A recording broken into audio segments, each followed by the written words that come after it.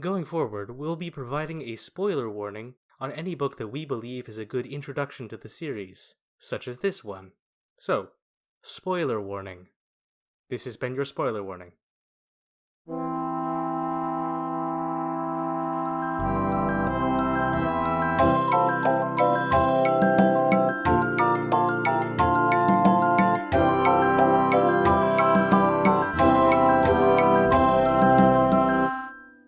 Welcome to Wyrd Sisters, your Discworld recap podcast, no longer coming to you from the inside of a tin can. My name is Manning. Joining me as always is Danny. Hello. And Liz. Hi. Our book this month is Equal Rites, third in the Discworld series, first in the Witches sub-series. Just to start off, I personally did enjoy this book immensely. It was wonderful. I loved every second of it. And I don't know, I just read through it a lot quicker than I thought I would have. Oh yeah, same. I usually pride myself on being a very quick reader, but I find like Terry Pratchett's writing makes me read a lot slower, and I'm not entirely sure why that is. But I know I burned through this like twice as fast as I thought I was going to. Same, it's so light and quick and snackable, I guess. Yeah, I think that's a good way to put it. A delicious meal of a book. So, do we want to get into the summary? As always, our summary comes from our secret extra sister, this time from The Void Between Stars. Equal Rites begins in the kingdom of Lancre, where a wizard has come to the tiny village of Bad Ass, capitalized. The wizard plans to bequeath his staff to the eighth son of an eighth son, which goes awry when that eighth son turns out to be a daughter, Escarina Smith, or Esk for short, now the disc's first female wizard. Esk begins an apprenticeship under Granny Weatherwax, but soon feels unsatisfied by the witch's way of doing magic, so Granny decides to bring Esk to Unseen University. They set out first for the town of Olan Katash to get directions from one of Granny's witch friends, and Esk nearly gets kidnapped by a couple who want to exploit her magic power. She hitches a ride with a tribe of river people, then joins a caravan to Ankh-Morpork. Two of the travelers she joins up with happen to be the wizard Treatle and his stuttering apprentice Simon. Eventually they make it to Unseen University, where Esk is rejected for being a girl. Granny Weatherwax, who is caught up with Esk, gets her a job in the cleaning staff at the university. There Esk listens in to discussions of wizard magic, in particular the revolutionary new magic theories that Simon has developed. This comes to a head when he and Esk are attacked by the creatures from the dungeon dimensions, with Simon's mind taken and his body in a coma. Esk goes to rescue him, while Granny Weatherwax is forced to team up with Arch-Chancellor Q-Tangle to retrieve Esk's staff from the river. In the end, Esk figures out that the trick to defeating magic-eating dungeon dimension creatures is by deliberately not using magic, and with this, she and Simon are able to return home. The Arch-Chancellor resolves to consider making Unseen University co-ed, Granny Weatherwax returns to Lancre, and Esk and Simon set off to invent a whole new kind of magic. In case we haven't made it clear, we like this book a lot. Oh yeah. Very much. Absolutely, for sure. It helped that the title's a pun. Mm-hmm. So let's delve a little bit more into why we like it, starting with the main character. Starting with Esk, she's a 9-year-old, and she is written very much like a 9-year-old, which I appreciate, but she is a firecracker at heart. My favorite quote, actually, from this book comes from her and her opinions on magic itself, but she doesn't take no for an answer very well. Yeah, I think that's a really good way of putting it, because her, like, all small children think, like, they know how the world works. They haven't experienced very much of it, but they're very sure on how it works. And for her, it's, why can't she be a wizard? Even though she doesn't understand half of what people are saying sometimes, and they make sure not to let her know what they're talking about half the time. I don't know.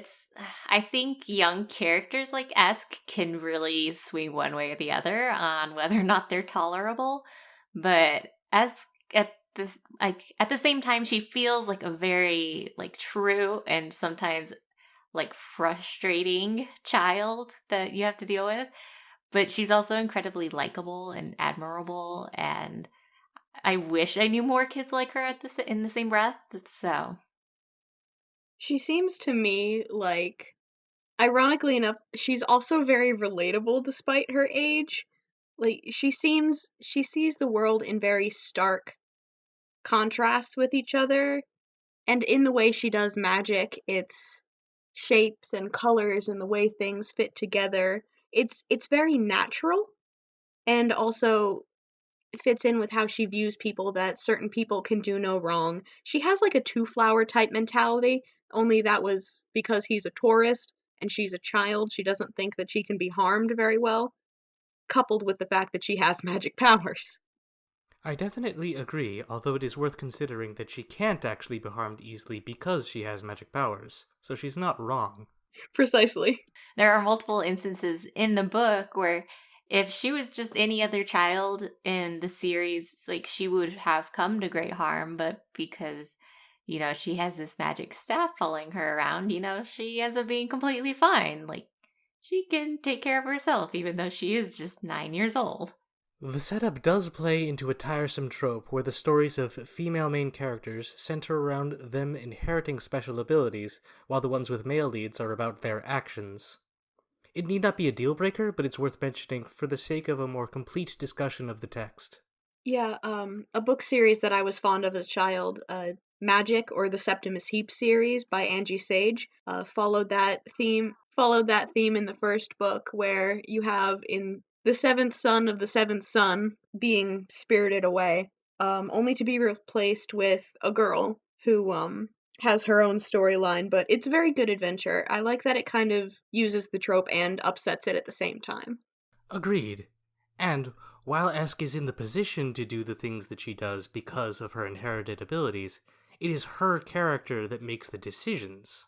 Yeah, I think the staff, especially and up until really towards the end of the book, is just kind of a focal point for her magic. Like, it's how she does her magic, even if she's not totally aware of it. And so, by chance of that, it just kind of becomes its own character, its own thing, its own agent.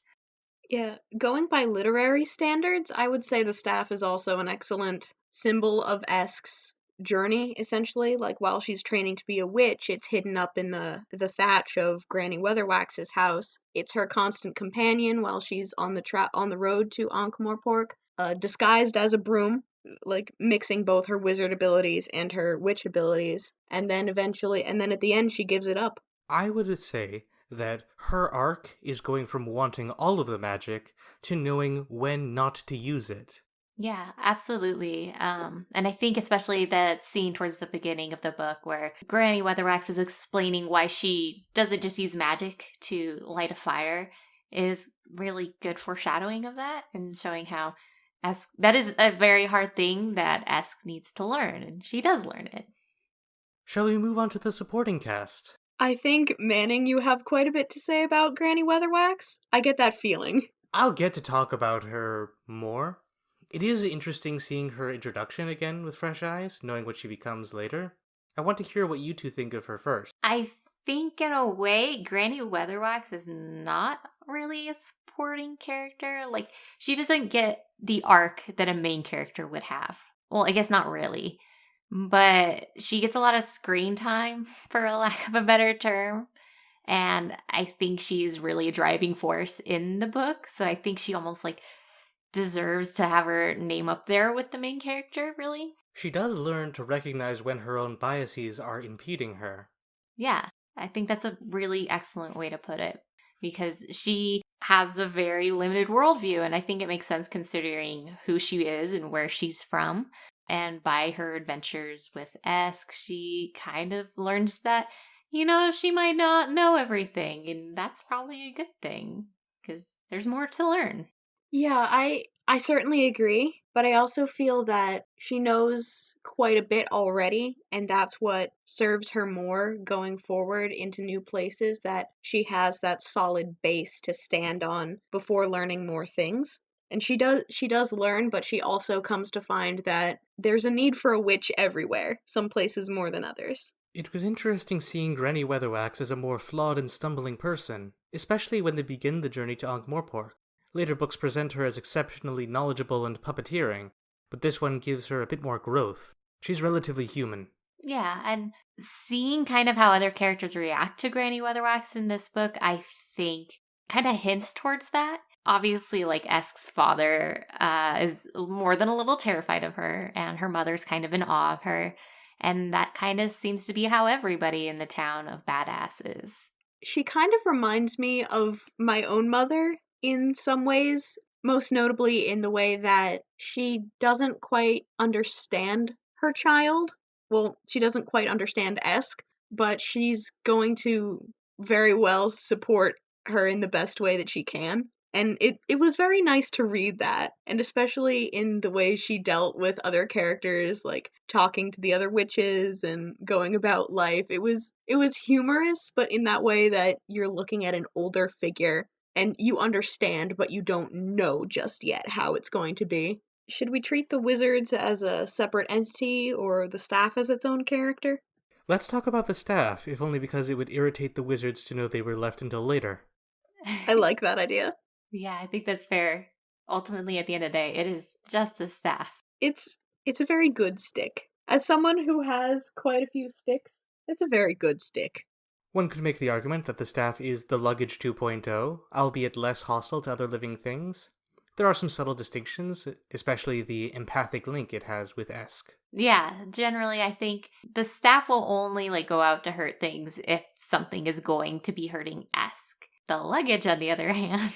The luggage is unstoppable. Yeah, it's a force to be reckoned with, and you really don't want to be on the wrong side of it. The staff is an unstoppable force, and the luggage is an immovable object. Heaven knows what would happen if they fought, but if they teamed up, oh boy.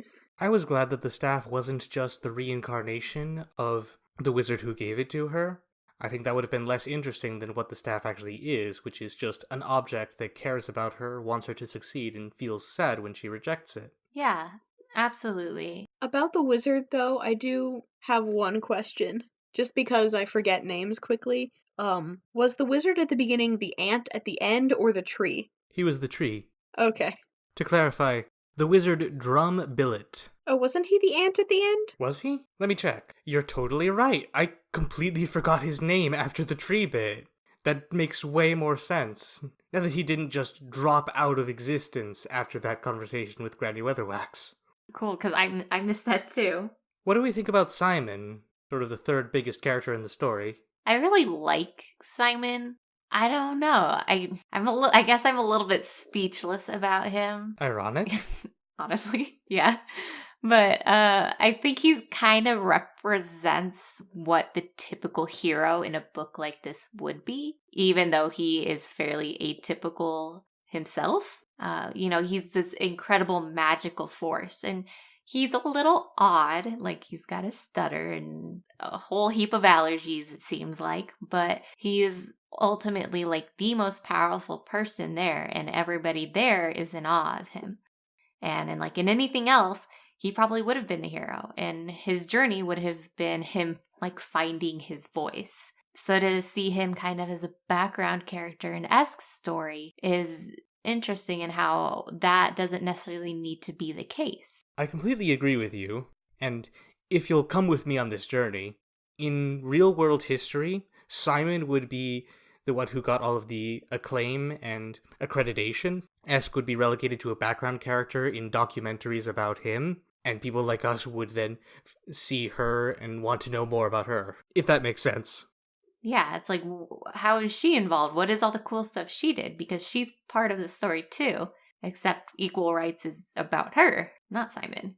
Picturing it from Simon's point of view is, honestly, it's strange to think, because that is your typical story. You have the genius force. He can do whatever. He's making breakthroughs every time he opens his mouth. And then into his life comes, from quite honestly nowhere, this girl with strange abilities who vanishes without a trace just to show up in a slightly less becoming role, but still following her own path and making herself very attractive despite...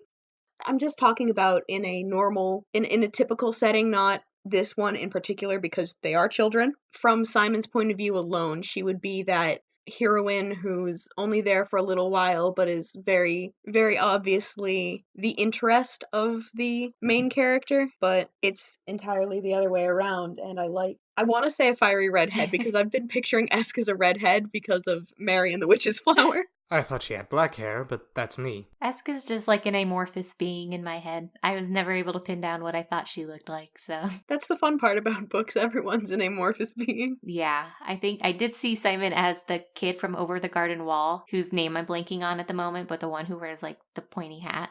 I saw him as like a doofy kind of messy kid with glasses. I think that's fair. Freckles, I thought. A lot of freckles. Oh, yeah. And I guess we could talk about how old do you think Simon is? If it's not mentioned in the book, probably around 13. Yeah, I think that's where I was putting him at. I had him kind of bouncing around between 12 and 15 in my head. Yeah, 11 and 14, somewhere in there. A quick point I wanted to go back to before I completely forgot about it. I was thinking that in a more traditional story, Simon would actually be completely bland and incompetent with no identifying features, but then he would save the day at the end. Yeah, I think that makes sense. And I could even see how, with everything else he's got going on, you could kind of rewrite him to be like, oh, he just looks like he's this, like, sneezy, stuttering kind of buffoon. But behind all that, he's actually this, like, super genius, talented wizard. He's gonna get pushed into a few wizarding lockers. Can you imagine being the nerd at the Unseen University? I think my cat is also magical. I just looked over to the side and she's gone. Bye, Kitty. Kitty, come back. You can blame it all on me. I was wrong, and I just can't live without you. A character moment that I wanted to point out, and this is sort of bringing us into the themes and morals section, was Treatle, Simon's master wizard. When Esk meets and talks with him on the road to Ankh-Morpork, she expects him to be dismissive and condescending about witchcraft. And he isn't explicitly, but there's a lot implicit there, which reflects the biases and prejudices that I think we see a lot more of in the real world, as opposed to how it's usually depicted in fantasy. It definitely demonstrates Terry Pratchett being very honest, especially with young readers, about what to actually expect from biased people in Britain and here in the US. People tend not to usually say that they actually hate others, just they act on it. Yeah, I think that's absolutely true because I know there are people I've interacted with where that's pretty much that case. It's like, oh, I don't hate this group of people. I have no issues with this group of people. I just also think this super awful and stereotypical thing about them. And they don't see that as problematic in any way because it's not to them for whatever reason. If I recall the scene correctly, Esk started putting words in his mouth and he started agreeing with him as like her way of getting him to show what he was really thinking. It was pretty different from the Zune guy who's so very honest, but she's very good at detecting liars, so I appreciated that. Just well run the subject. A feminist book isn't really a useful term, because that's not how you apply feminism to literary theory. But this book definitely is written with feminist principles in mind. Yeah, I think that makes sense. But the story is about, literally, female empowerment. Yeah. See? Title. While the next book is where fans typically agree that Discworld actually gets good, this one I appreciate as showing us Terry Pratchett shaping out what he wants Discworld to be, which is expressly political and specifically progressive. You couldn't really make any sort of argument about equal rights, that he's not trying to make a statement with something. With The Light Fantastic and The Color of Magic, there wasn't really that same kind of vibe to it. But I can see where as his like evolution as an author, if he was gonna talk about it, this would be the book to start with, and boy, this would be the topic he wants to explore. Honestly, I need a sound effect or something for expect more of this. It's foreshadowing, real life foreshadowing. Amusing too is how, honestly, my favorite part of the book was how magic was described through the lens of the different magic users, and especially Esk, who could wield both. They seemed fundamentally the same. Like I mentioned before, how Esk sees things in shapes and colors and putting things together, and how entering the mind of a bird was like meshing with a different color, whereas performing more wizard-type magics is pulling shapes together and separating things out as they should be or as she wants them to be. But the descriptors were very, very interesting, like how wizard magic was sharp and witch magic was more soft and go with the flow. Yeah, and with how they described it, I could definitely see that. It's like witch magic is supposed to kind of have this harmonious aspect to it, and wizard magic is kind of like, this is what I'm gonna do. I'm gonna set this on fire, and the drawbacks of that. One of those drawbacks being that it's arson. What's life without a little arson around? Huh? Huh? Huh? Certainly will keep it interesting if it's always a possibility. Thanks, Hosier. As long as you're getting insurance for it. Yeah. Or in sewer ants. Yeah. Look at us making callbacks. Something I wanted to talk about and don't know where else to put it. The book could have been structured a bit better, I think. We spend a lot of time on Esk's journey to the university, and not a lot of it of her surrounded by established wizards. I'd like to see more of that. Yeah, totally, I think. If I recall, there was like a pretty significant time skip during Unseen University, but I imagine that was just because we didn't want to hear about Esk cleaning rooms for 3 or 4 weeks straight.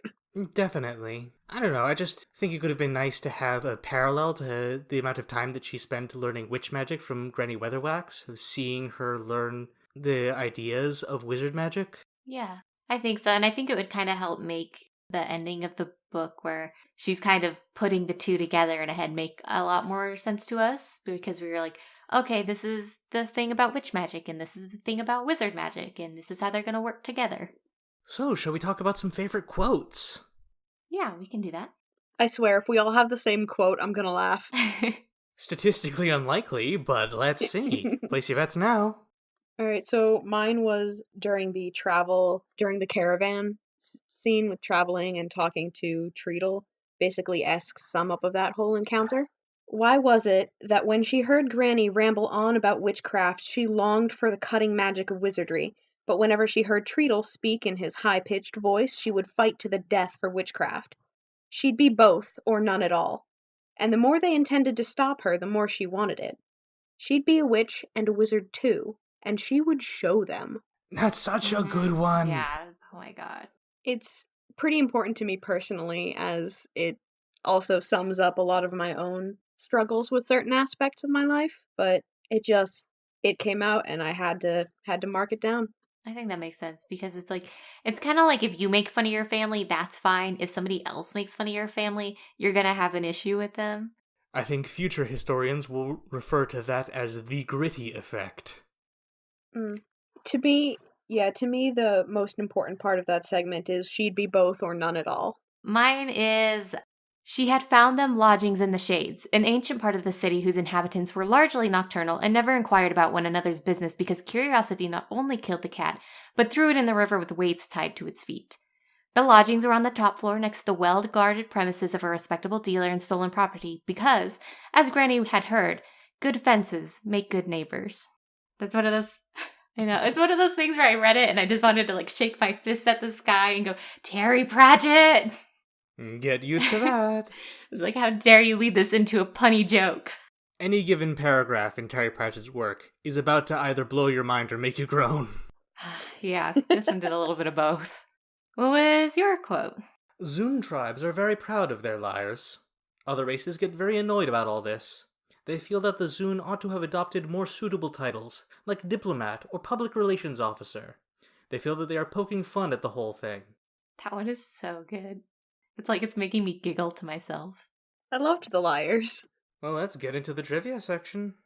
I am a little annoyed with myself because after we recorded trivia last time, I immediately remembered a piece of trivia I did know about the Light Fantastic, which is that on the original version of the book, Two Flower is drawn with 4 eyes because he's referred to having 4 eyes, even though Terry Pratchett meant he was wearing glasses.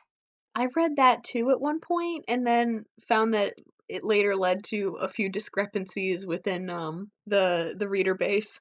Hot button issue. Whether Two Flower actually wears glasses or actually has 4 eyes. Published January 15th, 1987 by Victor Golansk in association with Colin Smythe. The original back cover features the illustrator Josh Kirby as a pointy-eared wizard, so that's fun. dedicated to Neil Gaiman, quote, who loaned us the last surviving copy of the Liber Paginarum Fulvarum, part of a running gag from the Sandman comics that Neil Gaiman authored, and that also appears in the collaborative work Good Omens. The Ramtop Mountains of Lancre are a reference to RAM in certain kinds of computers. Computers seem to be a running theme. Yeah. Like the druids with the flying rocks in the last book. Yeah, he definitely enjoys computers and the humor value of putting them in a fantasy world. Mrs. Palm and Her Daughters is a euphemism we don't really need to discuss here. Yeah. Yeah, I was able to put that one together when I was reading. I was like, oh. This is a book about both magic and sex, after all. They tell you right in the opening. This is the first appearance of the running gag 1,000,000 to 1 chances crop up 9 times out of 10. Sadly not listed on the listings for the Big Reads Top 200 novels in the UK. Bummer. I'm not sure everybody's read this book, because this is a very good book. Everybody should read this one, though. Like, if you have to pick one Discworld book to read, this is like top 10 contender, I'd say. Yeah, I think you're kind of spot on with that. And it's like, I really like the last 2 books, but I love this book, which is how I felt last time. Here's hoping that's a continuing trend. I assume it will be, but with this many books, there's going to be some ups and downs. I make no promises, but Pratchett hits more than he misses. So we're getting close to the end, so it's time for our favorite footnote. And because Equal Rights only has 1 footnote, we made a very wise choice. The footnote is referring to the Guild of Thieves, Cutpurses, Housebreakers, and Allied Trades, and goes as follows. A very respectable body which in fact represented the major law enforcement agency in the city. The reason for this is as follows. The guild was given an annual quota which represented a socially acceptable level of thefts, muggings, and assassinations, and in return saw to it in very definite and final ways that the unofficial crime was not only rapidly stamped out, but knifed, garroted, dismembered, and left around the city in an assortment of paper bags as well. This was held to be a cheap and enlightened arrangement, except by those malcontents who were actually mugged or assassinated and refused to see it as their social duty. And it enabled the city's thieves to plan a decent career structure, entrance exams, and code of conduct similar to those adopted by the city's other professions, which, the gap not being very wide in any case, they rapidly came to resemble. Beautiful. Yay. And that's another thing that comes back. Yeah, it's you'd be like, oh wait, it'll come back. It's like, oh, okay. Yeah. You should just assume whenever I say something like, that it's something that comes back later. Just like eyebrows raised, leaning closer to the microphone. The ever-present sound of, oh, it's coming. Of course, there's always the possibility, listeners, that I'm deliberately not mentioning that something comes back in order for it to be a surprise. Just for future reference, listeners. Wink, wink, nudge, nudge. Yeah, keeping us all on our toes. And then you'll be getting, once we get to it, you'll probably be getting messages from me just in all caps, oh my god! Indeed. But that's a story for another day, and this concludes the story for this day. So we're at the end of the show. I want to thank Willow Carter for the theme music, the Secret Extra Sister for helping out with editing, and you for listening. Check your local library for the next book in the series, Mort. Until next time, the turtle turtle moves. moves.